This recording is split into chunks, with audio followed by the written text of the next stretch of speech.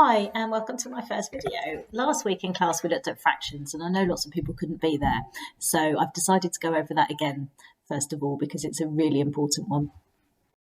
At level 1, you learnt how to find the fraction of a quantity, you learnt how to write a fraction in its simplest form, recognise and find equivalent fractions, convert between improper fractions and mixed numbers, and to compare and order fractions, and you will almost certainly be asked to do that in some way at level 2 as well.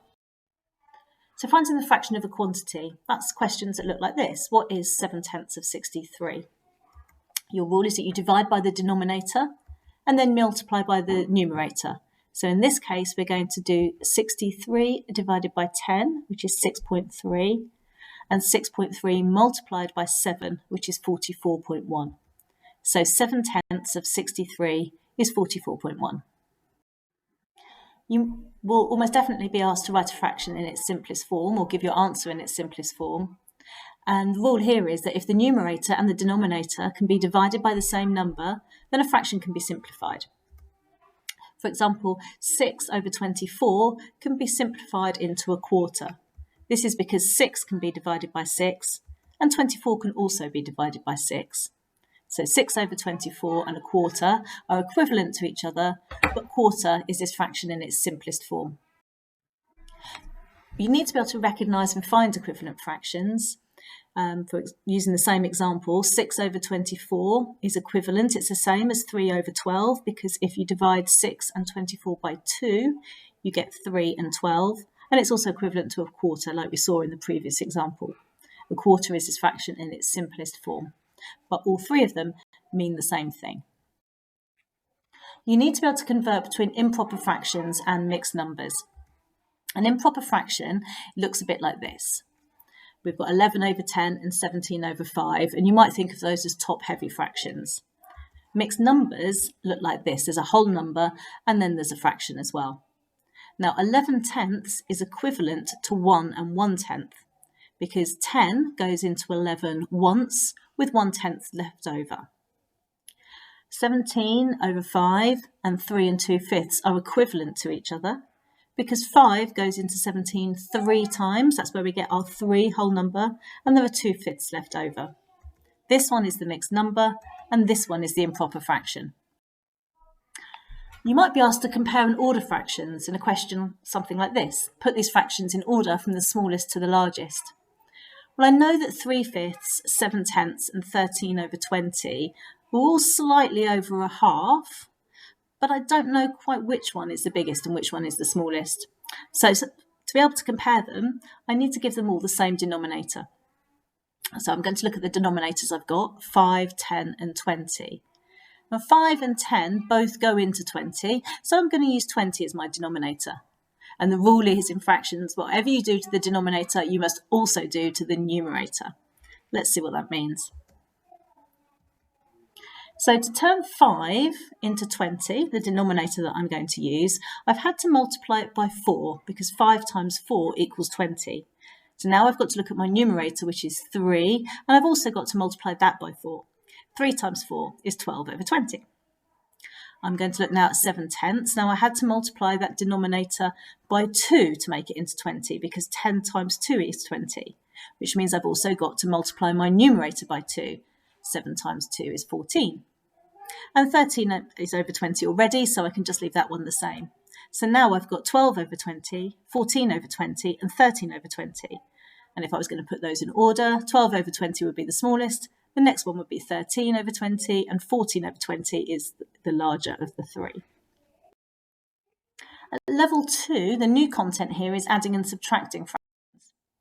When adding and subtracting fractions, you must make sure the denominators are the same.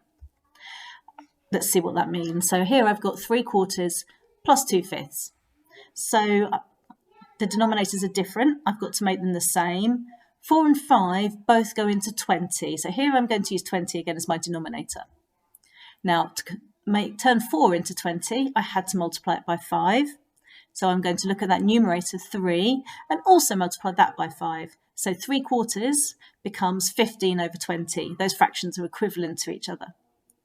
Now I'm looking at 2/5. To turn 5 into 20, I had to multiply it by 4, which means I've also got to multiply that numerator of 2 by 4.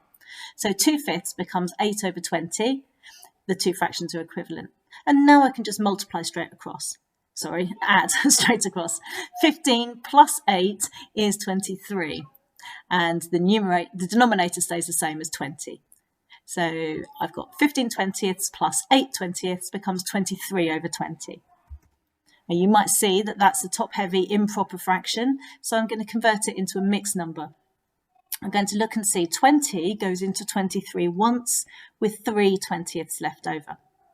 So 3/4 plus 2/5 is 1 3 twentieths. I'm going to look at another example. If you'd like to, you could pause and have a go at this one yourself. I've got 1/3 plus 3/4.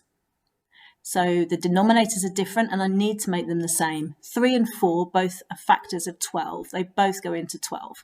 So I'm going to use 12 as my denominator. I have to multiply 3 by 4 to get 12. So now I've also got to multiply that numerator 1 by 4. And now I've got 4 over 12.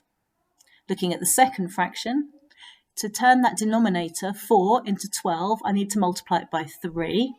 So now I've got to look at the numerator, which is 3, and multiply that by 3 as well. Now I've got 4 over 12 plus 9 over 12, and if I add them together, I get 13 over 12. Again, you might notice that's a top-heavy and improper fraction. So I'm going to see how many times does 12 go into 13? It goes once with 1/12 left over. Let's have a look at a subtraction example. The rules are the same. You have got to make the denominators the same. So I've got here 7 over 8, subtract 3/4. Now I can leave that first fraction as 7 over 8 and just change the second one. So the denominator for both of them is 8. I've got 7 over 8, I'm going to leave that the same. Now the second one, I multiply 4 by 2 to make 8, which means I've also got to multiply that numerator by 2. So now I've got 7 over 8, subtract 6 over 8. I subtract across, 7 take away 6 is 1, and 8 I keep the same. That's not an improper fraction. It doesn't need simplifying. That's my answer. We're going to have a quick look at multiplications. This is the easiest operation to do with fractions. You literally just multiply across. 3 multiplied by 2 is 6. 4 multiplied by 3 is 12. The only thing you have to watch out for is if your answer might need simplifying. Here, 6/12 is equivalent and can be simplified to a half. Let's have a look at another example. 5/6 multiplied by a half. Well, I do 5 multiplied by 1 and 6 multiplied by 2, and I've got 5/12.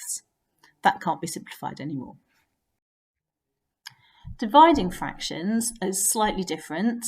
You keep your first fraction the same, 3/5 will stay the same. You flip your second fraction, so 1/3 is going to come 3 over 1, and you change the division symbol to a multiplication symbol. Let's have a look and see what that looks like. So 3/5 is stayed the same, multiplied by 3 over 1. Now when you're at school, or you might have come across this as KFC, keep the first fraction the same, flip the second fraction and change the sign from division to multiplication. And if that works for you, that's brilliant. But you must remember which fraction it is you're flipping, which one it is you're keeping the same, and you only change the operation if it's a division.